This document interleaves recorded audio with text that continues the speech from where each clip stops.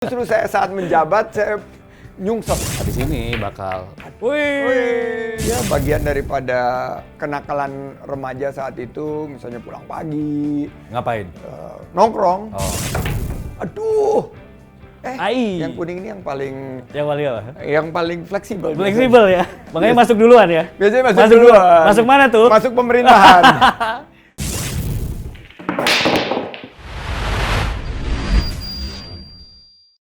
Kita udah barengan seorang politisi, seorang pengusaha, Sandiaga Salahuddin Uno. Mas Sandi, apa kabar? Baik, Kabar Mas baik, Fadli, terima kasih udah diundang di acara yang keren banget nih. Nih, Mas Sandi, kesibukannya sekarang apakah masih sibuk pagi-pagi nih buka email, cek-cek laporan, atau udah bisa santai scroll-scroll TikTok? Kalau pagi itu udah rutin ya, jadi prioritas pertama kan ibadah ya, bangun pagi langsung ibadah. Setelah itu olahraga langsung. Baru ngecek email itu di sekitar di atas jam 8 lah. Ya. Di atas jam 8 dan scroll TikTok itu kalau udah nggak ada yang dikerjain baru mungkin scroll TikTok, lihat Reels dan beberapa terutama yang geopolitik ya. Yang Masih ngikutin ya? itu masih ngikutin. Tapi aktivitasnya mostly apa, Mas Sandi? Saya alhamdulillah udah balik lagi ke dunia usaha. Saya aktif berinvestasi, tapi sekarang juga punya waktu yang lebih luas ya untuk memberikan mentoring, menjadi advisor. Terus kebetulan juga orang tua saya sudah lanjut usia ya, jadi banyak waktunya untuk memberikan perhatian lebih kepada keluarga. Ini ngomong-ngomong olahraga, lari udah pasti. Selain lari apa? Lari tadi pagi ya, lari, renang, gym. Banyak ya. Terus dulu masih suka main tenis. Sekarang switch ke pickleball, terus basket. Padel. Padel nih baru mulai, baru diajakin teman-teman begitu udah mulai sepi kan. Jadi lebih banyak lapangan yang tersedia, jadi ada beberapa tempat padel yang minta saya kunjungin untuk ngeramein, nah saya baru mulai datang. Iya, tapi Pak Padel masih di Senayan nggak sih? Padel Muhammad Padel itu ya? Saya punya juga ini, staff saya namanya Fadel, panggilannya Padel. Iya. Oh, namanya Padel juga ya? Iya. Iya. Oke, ini kita coba challenge ya Mas Andi ya. Selain lari, kita coba sambil main biliar. Biar lebih Saya ini santai. sebetulnya nih nggak jago, tapi Sama dulu berarti. nih ceritanya, di masa saya remaja nih olahraga populer banget. Sampai di Blok M, di Mestik. Tapi dulu stigmanya agak negatif ya? Nggak juga? Nggak juga. Dan kita banyak banget nonton di TV ya. Terus lapangan, bukan lapangan ya, ini namanya meja biliar ini, ini selalu tersedia di setiap asrama dan kampus activity center. Jadi di Amerika itu, waktu saya sekolah, setiap pojok kampus itu ada meja biliar gitu. Jadi dan mereka bilangnya pool table. Jadi tapi kalau main yang model begini nih saya belum pernah nih. Namanya apa nih? Ini 9 ball. 9 ball. Kita coba ya? Oke. Oke ya. Oke. Nih saya juga nggak jago-jago nih Mas. Karena kita waktu di kuliahan nih kayaknya ada yang sampai jebol ini. Iya. Sampai udah bocel-bocel gitu loh. Oke, kita mulai ya. Mau siapa duluan, Mas? Kayaknya hostnya deh yang harus sebagai tuan rumah gitu. Gitu ya? Oke, siap. Tapi biar seru nih aku buka baju Oh dulu iya, ya. biar lebih nyaman, biar lebih leluasa. Takut keringetan. Iya. Ini gaya mau kayak yang paling jago gitu. Meyakinkan ya? Ini sih cocok kalau sesuai dengan Pak Menteri UMKM ini, kalau buatan Indonesia ini lebih keren lagi. Oh iya. Bisa ciptakan banyak lapangan kerja. Kan sesuai dengan politik juga, Mas. Yang penting kan branding dan opininya dulu kelihatan jago. Branding gitu. dan opini. Oke, kita break.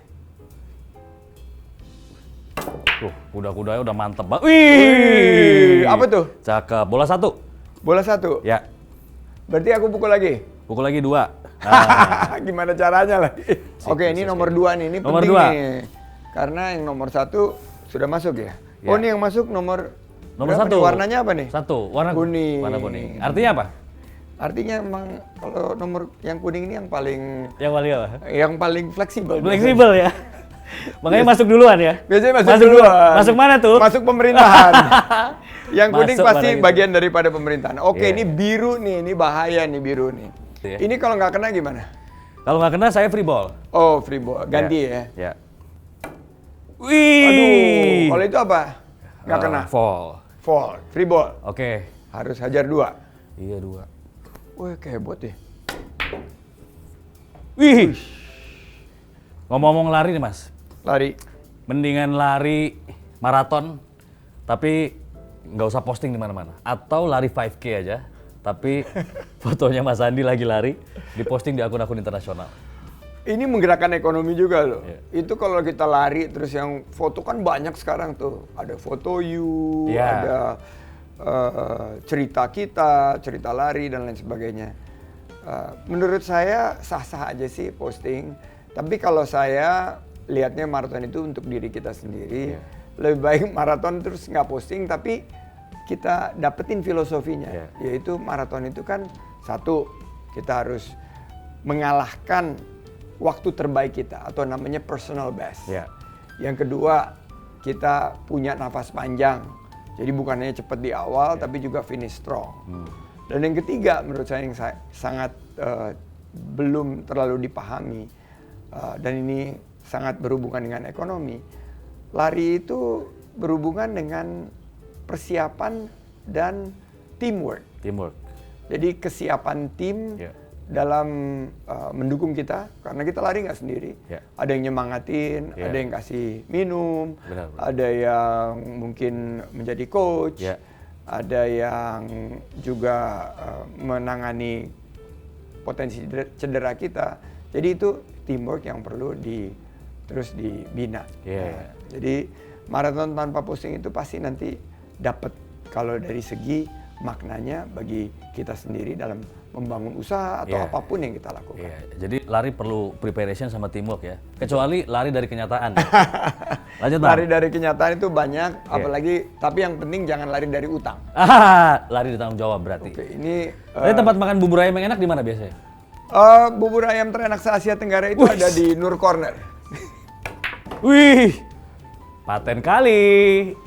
Dahsyat memang. Yang berikutnya berapa? Ini kayaknya peninggalan zaman kuliah tadi pukulannya itu ya.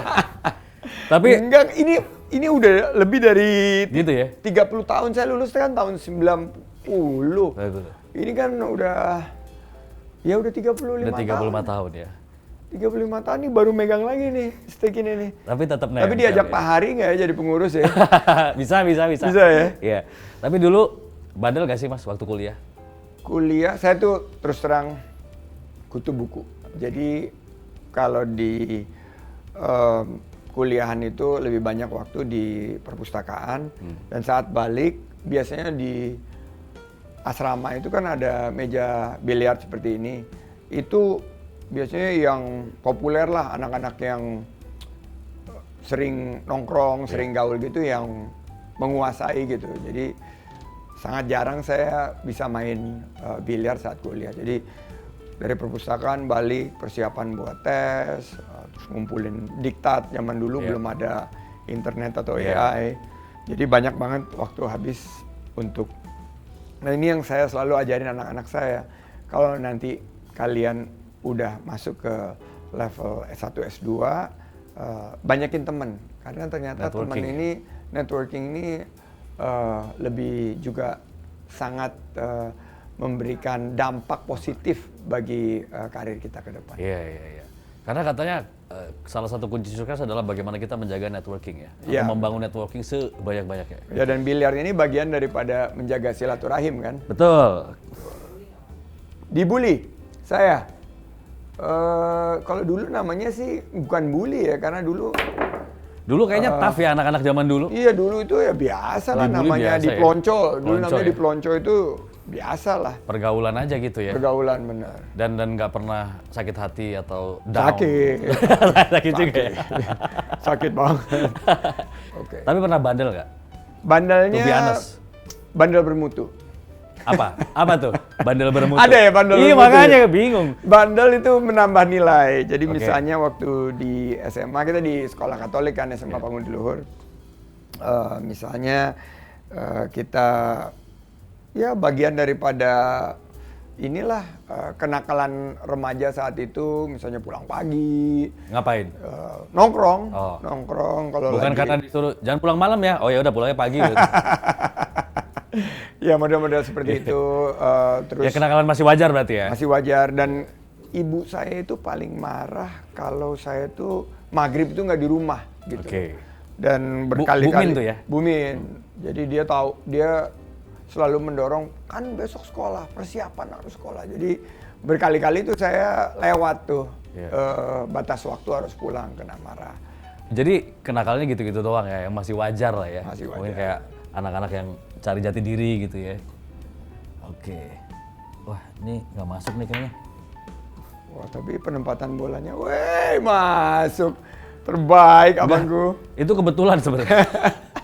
Enggak, itu sih udah didesain itu. Tapi Mas, waktu awal-awal gak jadi menteri lagi ada yang aneh gak sih? Something different gitu?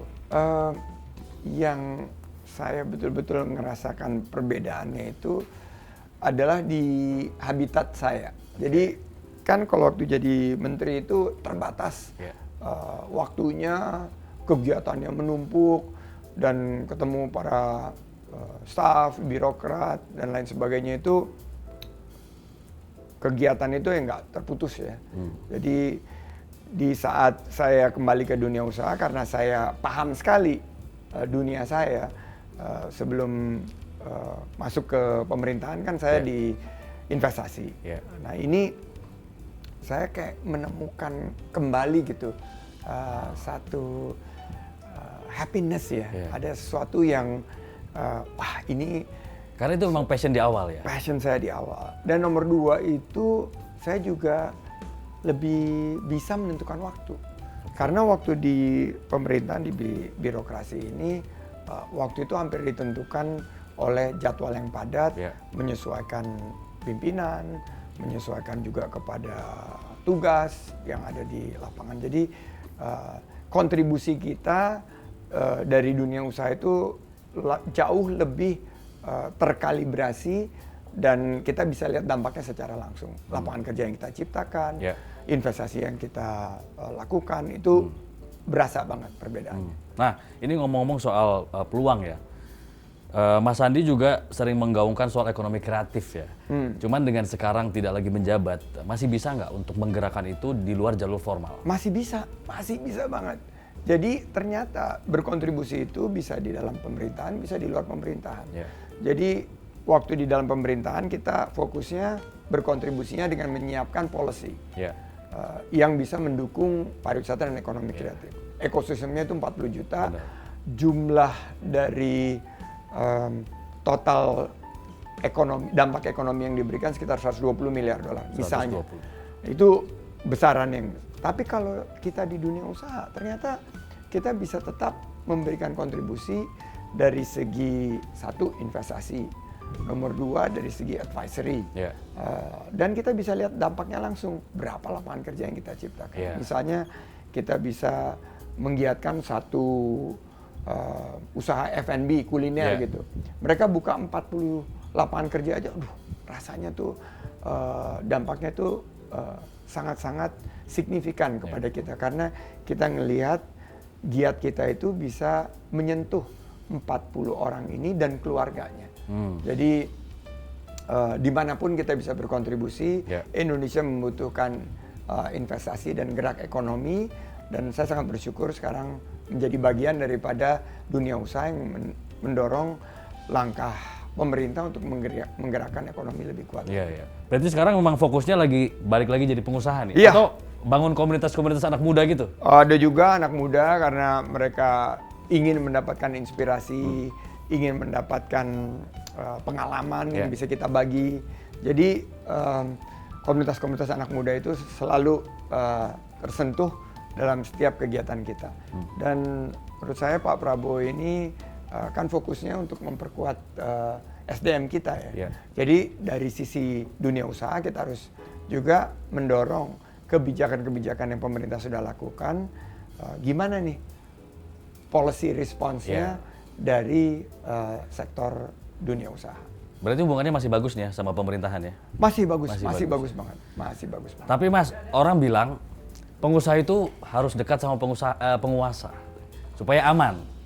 Atau bahkan pengusaha harus jadi bagian dari penguasa itu sendiri. Emang gitu ya? Saya punya pandangan bahwa jika kita sudah masuk di pemerintahan, kita harus berhenti menjadi pengusaha. Karena kalau pebisnis masuk ke dalam politik, Konflik mereka of interest. tetap menjaga bisnisnya itu dikuasai oleh dan digerakkan oleh dia sendiri, maka akan ada benturan kepentingan. Iya. Dan akhirnya kita membisniskan politik dan mempolitikan bisnis. Iya. Nah, ini Tapi selalu bukannya yang memang terjadi. kejadian seperti itu ya? Banyak kejadian seperti itu. Tapi kan bisa aja seperti menteri-menteri sekarang beberapa yang sudah menyampaikan, oh saya sudah mundur Ya. dari kegiatan bisnis saya fokus di pemerintahan. Nah itu yang tepat. Oke, saya pukul Mas ya. Sikat. Nih asik juga ngobrolnya, jadi lupa mukul kita. Bola 4 ya, Bolanya ungu nih. Wush, kayak ubi. wush, wush. Wah, ini pukulan ada namanya nih Mas. Apa tuh? Pukulan random. Random, Iya. random walk. Tapi Mas Andi kan juga pindah partai ya. Ya, Ini seru nih karena ya ini kan bolanya juga unpredictable ya. Termasuk mungkin pergerakan ini politik. yang jelas warnanya bola yang mau saya pukul ini nggak sesuai sama warna partai. Oh iya, berarti nunggu pas yang warnanya sama nih. Nomor berapa tuh? Nomor 6 ya? Ini 6. nomor 4. Ya, nomor 4. Masih ada 2 bola lagi berarti. Miss. Ini bagus nih settingannya. Bagus tapi nggak bakal masuk juga Mas. Masuk, tadi nggak bakal masuk tapi ini merendahkan diri untuk meningkatkan mutu ini. Jadi Mas Andi pindah ke P3 itu memang panggilan hati atau ada something atau ada satu rencana besar? Pindah P3 disuruh Sama? diinstruksikan oleh pimpinan. Jadi ya kalau di dalam politik itu kan saya ada patron.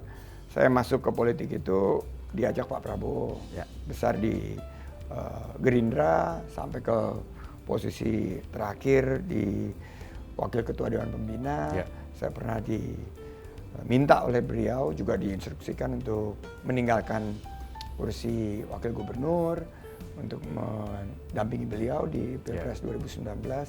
Nah setelah nah ini inovasi nih. Oke.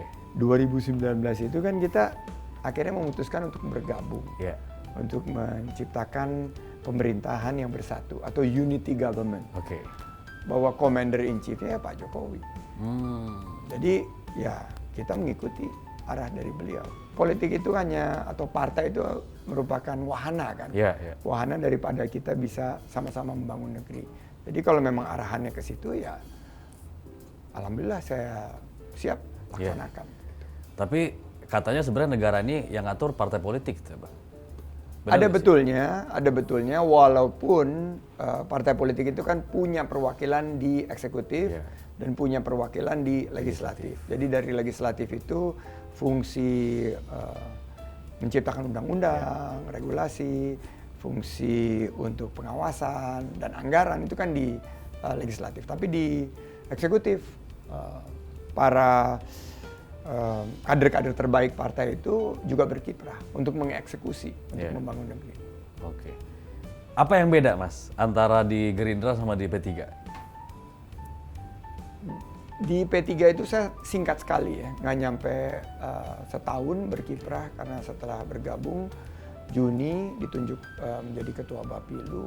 Itu kegiatannya sangat padat, apalagi tugas kita meningkatkan jumlah pemilih di saat kompetisinya begitu berat. Kalau di Gerindra waktu itu karena Pak Prabowo sebagai tokoh itu kita bisa memposisikan gerak-gerak politik kita berdasarkan kiprah dari Pak Prabowo. Nah, di P3 ini yang penuh tantangan karena tokohnya pada waktu itu belum kita miliki dan pada saat itu juga waktu untuk membangun konstituen Mepet ya? sangat mepet. Oke. Tapi saya nggak pernah menyesali. Menurut saya ini adalah pengalaman yang mungkin tidak akan terlupakan. Yeah. Dan bagi saya itu jadi kesempatan karena saya pernah kerja sama kontestan nomor 1 Pak Anies di Pilgub, Yeah. sama kontestan nomor 2 Pak Prabowo di Pilpres 2019, dan pada saat itu P3 kan mendukung Yeah. Pak Ganjar dan Yeah. Pak Mahfud. Jadi tiga-tiganya itu saya pernah punya pengalaman Benar. kerja. Ini buat saya memperkaya pengalaman saya di sektor politik dan pemerintahan. Iya, iya. Nggak lolos PT ya 2024? Iya. Ngerasa gagal nggak, Mas? Ya pastilah. Kalau tapi menurut saya ya itu bagian daripada pembelajaran politik. Ya. Bagaimana kita bisa meraih suara terbanyak dengan sebuah pendekatan yang dekat dengan kemauan rakyat. Dan pada saat itu kemauan rakyat itu ya bersama Pak Prabowo, bersama dengan koalisi yang akhirnya memenangkan 58% dari suara kita. Jadi buat saya itu adalah konsekuensi dari pilihan politik. Karena pada saat itu P3 memilih untuk mendukung Pak Ganjar dan Pak Mahfud. Iya, iya. Nah, ini ngomong soal pengalaman tadi, sama Mas Anies pernah, sama Pak Prabowo juga pernah berpasangan ya. Katanya Mas Andi habis duit banyak, sampai 1 T, itu bener gak? Jawabnya nanti saya pukul dulu ya Mas ya. biar sambil masukin dulu dong. Susah ini bolanya bola nanggung ini Mas. Ki, larinya kemana nih Ki? Larinya ke kanan. Kanan ya. Wah, sengaja itu. Enggak. Itu super sengaja itu Ki. Aduh, Yuki. Niatnya tipis Mas. Yuki sampai ketawa Yuki. Niatnya tipis, cuman terlalu Ini Ki tipis. ke sini atau ke sini? Bebas, ini free. Ini free. Mas Andi mau taruh di mana Bebas aja? ya? Ya, bola putihnya bebas. Free ball. Oke, ini free ball. Sesuai. Ini agak Sesuai dengan haluan negara. susah juga nih Ki. Oh, putihnya boleh? Boleh dipindah. Dipindah kemana bebas, aja? Bebas. Iya. Nggak cuma di belakang Free ball. sini? Mau di sini biar lurus sama ini, mau di sini mau nyeting ke Oh, ini- 5-nya bisa. Wah, ini membuat regulasi ya berarti Iya. ini. Ini kayak fungsi legislatif. Ini nggak tahu nih. komisi berapa kira-kira yang bikin aturan bola free ball. Kalau di pariwisata komisi 10 waktu itu. Oke, ya ini harus masuk kalau gitu. Wih, dahsyat. Asli emang. Apa itu? Enggak. Saya juga kaget bisa masuk. Ini sekarang berikutnya, ini 4 ya? Iya. Berarti 5 berikutnya. 5. Wih, settingannya udah oke ini. Ini oranye ini. Ini kalau sesuai partai, ini ada dulu partai yang mendukung saya juga oranye. Apa ya? Orangnya. PKS bro, Oh iya. Oh iya itu orangnya ya? Oh kembangnya itu ya? dulu. Iya, iya. Itu zaman OKOC tuh ya? Ayo OKOC. OKOC itu brand Iya. udah lebih dari hampir 9 tahun kan sekarang. Dari Iya. 2016 sampai, ya 2002 sampai 10 tahun. Iya, iya. Sampai sekarang itu masih jalan. Dan sampai sekarang orang kalau ketemu OKOC. Iya. Itu ngena banget emang. Itu ngena banget tuh. Itu kebetulan Itu banget. brandingnya dapat banget tuh mas. Super. Oke, bismillah ya. Aduh, Itu miss sengaja lagi. sih. Enggak, aduh, miss. Gila. Jadi bener ya mas, itu habis 1 T selama ini? Atau bahkan lebih? Itu bisa dicek di LHKPN. Iya. Dan saya nggak ada penyesalan sama sekali, karena itu bagian daripada perjuangan. Jadi, ya kan rezeki nggak pernah ketukar. Semuanya juga milik yang di atas. Kan kita hanya dititipin. Iya. Dan pada saat itu saya diminta untuk berjuang di Pilgub, berjuang di Pilpres 2019, di 2024, berjuang juga di 2014 saat saya jadi jubir waktu itu. Iya. Jadi ya itu bagian dari perjuangan, nggak ada yang perlu disesali. Dari sekian banyak yang dikeluarin buat kampanye segala macam, sempat menjabat juga. BEP nggak mas? Itu juga bisa dilihat di LHKPN. Justru saya saat menjabat saya nyungsep. Nyungsep. Iya, iya. Sekarang alhamdulillah udah mulai bisa bernapas. Ya karena kan secara de jure gaji menteri berapa sih gitu ya, Iya. bisa dilihat lah ya. Iya, iya, iya. Tapi mas dengan pindah-pindahnya partai, netizen juga bilang, wah ini Mas Andi kutu loncat. Gimana nanggepin komen-komen netizen gitu? Sah-sah saja sih. Gitu. Saya ngelihatnya bahwa apa yang saya lakukan itu berdasarkan arahan, dan pada saat itu saya mengambil keputusannya juga niatnya kan, nawaitunya adalah memberikan kontribusi yang terbaik, bukan mencari posisi buat diri saya sendiri, tapi bagaimana kita bisa menciptakan situasi politik yang kondusif. Dan setelah itu ya alhamdulillah per hari ini saya balik di dunia usaha itu nggak pindah partai lagi dan sebagainya. Jadi saya pindah partainya itu dari Gerindra ke P3 juga penuh dengan sosialisasi, saya komunikasikan, dan ini memang karena arahan dari pimpinan, ya ini adalah konsekuensi kita dalam mengabdi. Itu bagian dari pengabdian ya. Betul. Oke. Saya pukul dulu ya Mas ya. Tadi mestinya masuk loh itu. Biar Gila, kayak politik juga udah di depan mulut gawang. Wis. biar lama nih kayaknya. Oke. Wah, ini bisa lah. Itu ya. Cara ngegarisnya udah dahsyat banget itu. Gaya aja.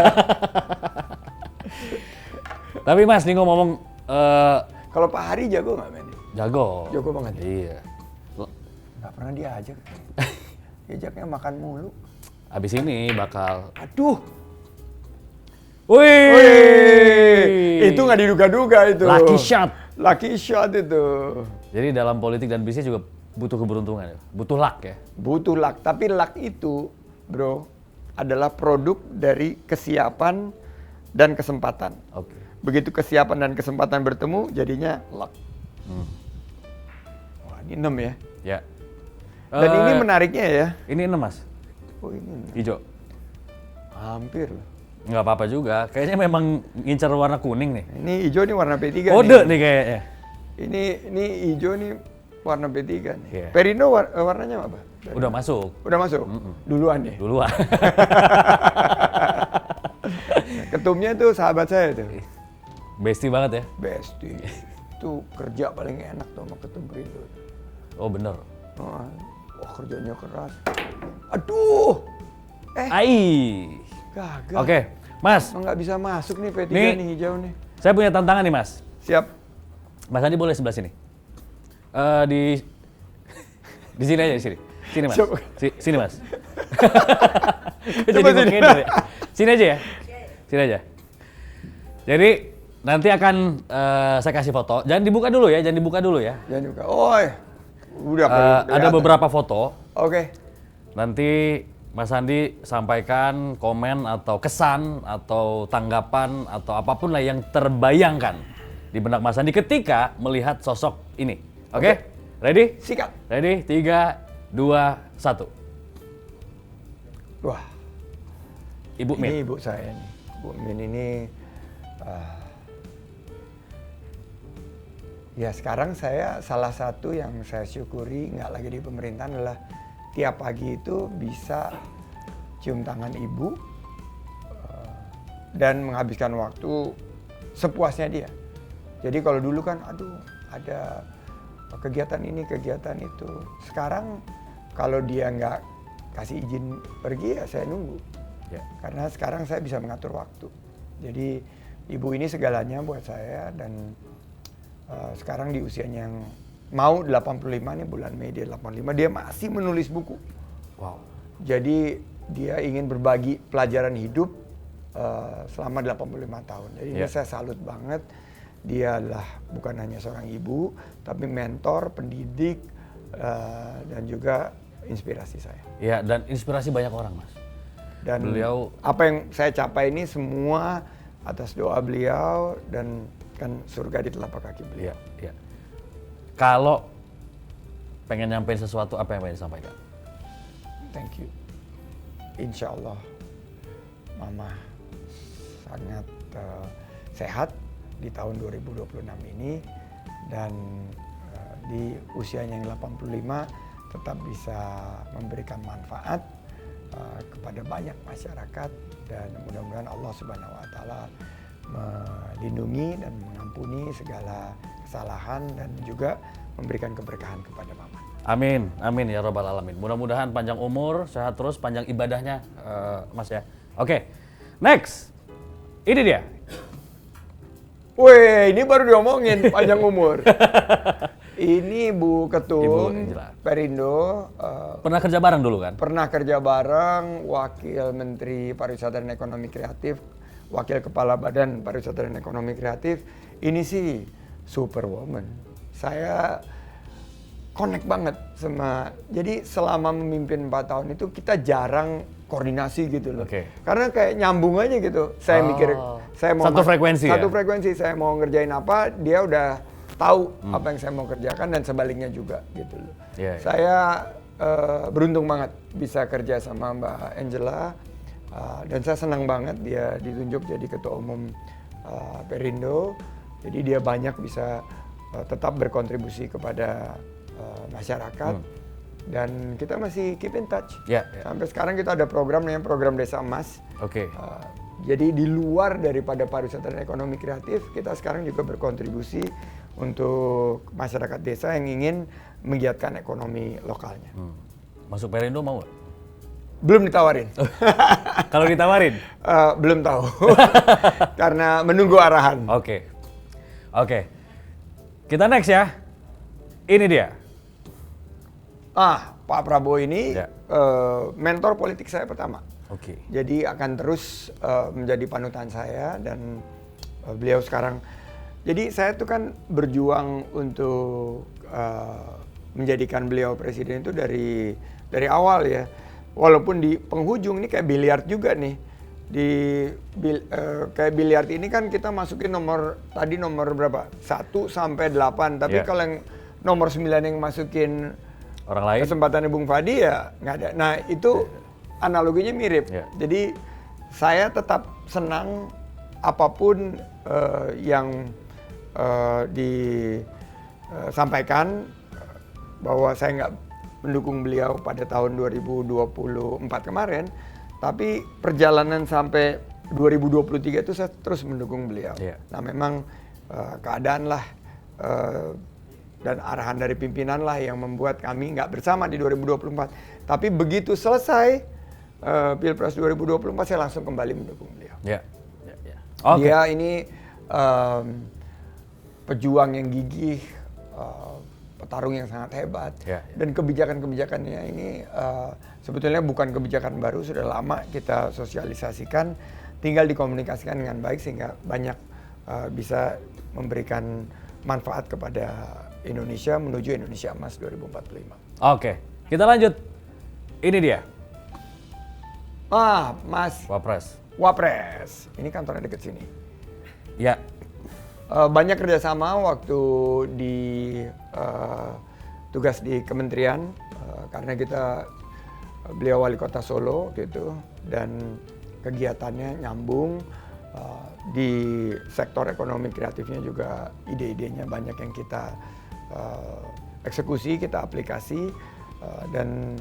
aplikasikan dan ternyata Solo pada saat itu terpilih menjadi salah satu kota di Indonesia yang mendapat predikat UN Creative Cities Network. Jadi menurut UNESCO, Solo ini terpilih menjadi Creative City, jadi kota yang kreatif. Kreatif, Itu ya. beliau yang ikut membidani dan mengawal proses itu. Oke. Menurut Mas Andi ngantuk nggak sih? Di sini sih enggak ya. Enggak ya? Super Seger ya? Seger. Di Menurut sini ya. keyakinannya Mas Andi? Enggak ya? Menurut keyakinan saya, di sini dia Pak Mas Wapres ini, Pak Gibran ini sangat alert, Cerah ya? cerah, Bright eye ya? bright eye.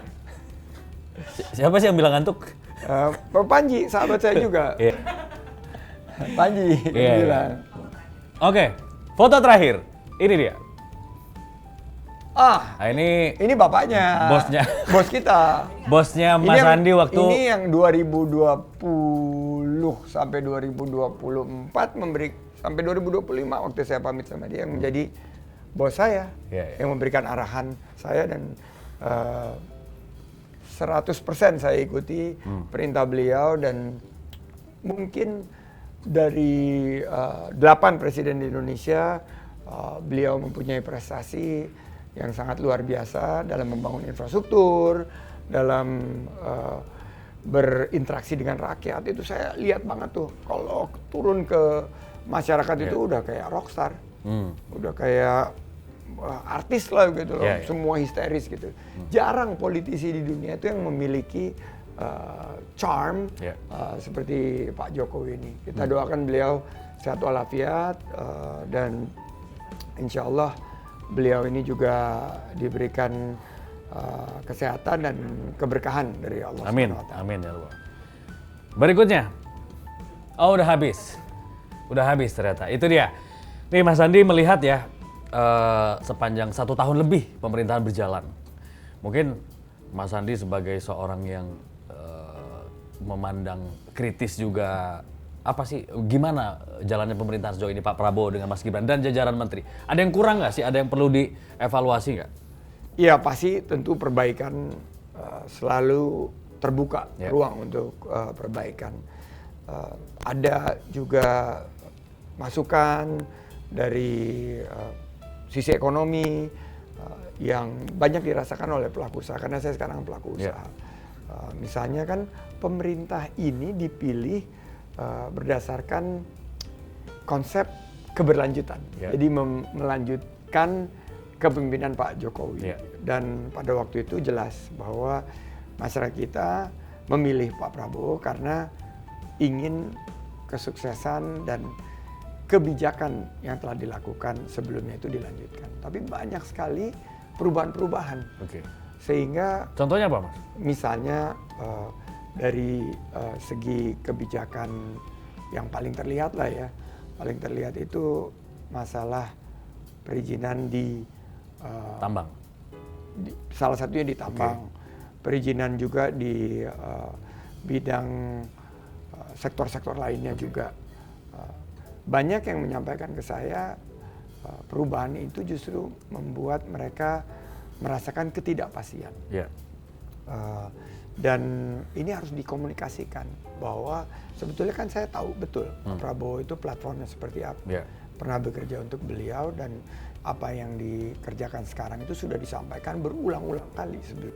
Tinggal dijelaskan dan dibangun opini publik agar semakin memberikan keyakinan, khususnya kepada para pelaku usaha UMKM yang sebetulnya sekarang lagi dalam tekanan ya, karena ya kalau kita lihat ekonomi melambat, terus juga mereka melihat harga-harga mulai meningkat. Nah, disinilah peran pemerintah untuk memberikan keyakinan kepada para pelaku UMKM khususnya para pengusaha-pengusaha, terutama pengusaha muda, emak-emak, ibu-ibu itu untuk saling mendukung dan memberikan satu kontribusi yang nyata dari segi lapangan kerja tercipta. Nomor 2, memperkuat daya beli kita. Karena banyak sekarang yang mengeluh, iya gue sekarang udah kerja, tapi kok gue nggak bisa ya afford ya, atau nggak affordable nih tinggal di Jakarta. Jadi affordability ini juga menjadi salah satu aspek yang perlu lebih mendapatkan perhatian dari pemerintah dan diberikan solusinya khususnya kepada para masyarakat kelas menengah yang sekarang ini banyak yang melorot menjadi masyarakat kelas menengah ke bawah. Tapi ngomong mama sekarang mama banyak yang live TikTok, Mas. Banyak yang jadi mama FB Pro. Betul. Jadi ada lapangan kerja lah. Tapi ngomong lapangan kerja sedikit aja nih. Mas Andi juga sempat menyebutkan bahwa kita, pemuda-pemuda kita banyak, ada sekitar berapa? 27 juta kalau salah ya, yang mencari kerja gitu ya. Sementara kita ingat juga sebagian orang menagih lah janjinya kampanyenya Mas Gibran di kampanye pada saat itu 19 juta lapangan kerja. Menurut Mas Andi gimana? 19 juta lapangan kerja itu bisa tercipta jika kita memilih sektor-sektor yang menjadi sektor unggulan sekarang. Sektor unggulan sekarang tentunya digitalisasi, teknologi terkini dan AI. Ini ada lapangan kerja yang terancam, tapi ada juga lapangan kerja yang tercipta. Yang kedua, healthcare. Setelah COVID ini, kesehatan mendapatkan perhatian yang sangat-sangat tinggi dari masyarakat kita dan membuka peluang usaha di sektor kesehatan, termasuk wellness, sports tourism kayak biliar ini. Dan yang ketiga ini yang Indonesia belum terlalu serius menggarapnya itu ekonomi hijau. Ekonomi hijau. Energi baru terbarukan, energi hijau. Nah ini yang apalagi dengan bencana-bencana yang terjadi, kita harus lebih fokus untuk menghadirkan peluang dan menciptakan lapangan kerja di 3 sektor utama yang Indonesia miliki. Oke, nih kayaknya masih seri ya, remis ya ini ya berarti. Iya. Ya. Oke. Ini masih bisa. Bro Fadli, Ini pukul saya dulu pukul ya. dong. Oke siap. Nih Mas. Sodok. Kalau bulu tangkis kan pukul, kalau ini sodok. Ini sodok ya. Ini jago. Waduh. Nah ini susah ini. Bolanya di sini ya. Oke. Oke. Ini harus diarahkan bola hijau sesuai dengan partai saya sebelumnya. Wah ini. Wah ini sih slam dunk nih. Sikat Bang. Mas, 2000 berapa tadi OKOC itu? 2016. 2016 ya. Sama Mas Anies. Sama Sanis.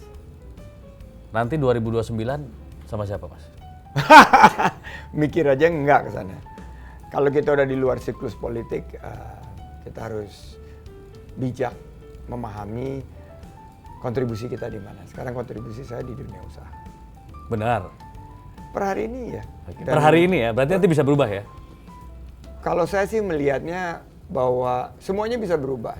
Tapi arah dari gerak aktivitas saya ini banyaknya di dunia usaha. Jadi tidak menyinggung sisi politik sama sekali. Jadi buat yang akan berlaga nanti di 2029 sukses insya Allah. Tapi buat kita juga punya tugas untuk mensukseskan 2029 ke depan. Saya yakin Indonesia ini punya peluang untuk menjadi negara yang sukses, negara besar dengan begitu banyak aktivitas internasional maupun perbaikan secara domestik. Ini perlu kita lakukan. Kuncinya adalah Indonesia itu bersatu. Tapi pernah ngerasa iri gak sih ketika Pak Prabowo sekarang jadinya sama yang lain? Harusnya sama gua nih, dulu kan sama gua gitu. Nah, itu timing. Timing. Jadi, politik itu juga timing. Sama seperti bisnis. Kalau kita kecepatan, ya jadinya juga begini gitu. Kecepatan 5 tahun lalu atau 2019, saya nggak ada sih melihat bahwa kekecewaan atau penyesalan gitu. Tapi lebih ke arah bahwa pembelajaran yang kita dapatkan bahwa ini adalah bagian daripada menentukan timing. Nah, jadi kalau waktunya tiba, ya tiba aja. Kalau enggak, ya belum rezeki. Ambisi yang masih pengen dicapai apa, Mas?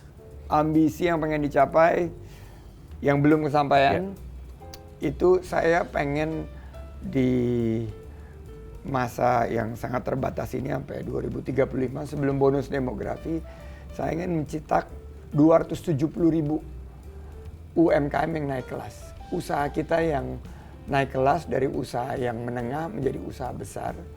Karena itu prasyarat Indonesia sukses. Dan 4.000 dari yang 276.000 itu bisa menjadi perusahaan global. Sekelas Indofood, sekelas kalau kita lihat yang masuk dari BUMN itu kan Pertamina. Jadi harus ada UMKM juga yang bisa naik kelas dalam periode yang sangat sempit ini, sekitar 10 tahun. Ini jendela peluangnya itu sangat sempit. Nah, saya ingin membidani, saya ingin mengawal proses itu sehingga nanti akan lahir pengusaha-pengusaha top yang sukses dari Indonesia. Wih, dahsyat emang. Mudah-mudahan tercapai, Mas ya. Oke, Mas Adi, thank you banget. Udah hadir di rumah kita nih. Abis ini kita selesai lanjutin juga. Thank you, Mas ya. Sehat terus ya. Sehat, terima kasih Mas. Ini sekarang waktu saya pukul ya. Iya dong, ini harus masuk nih.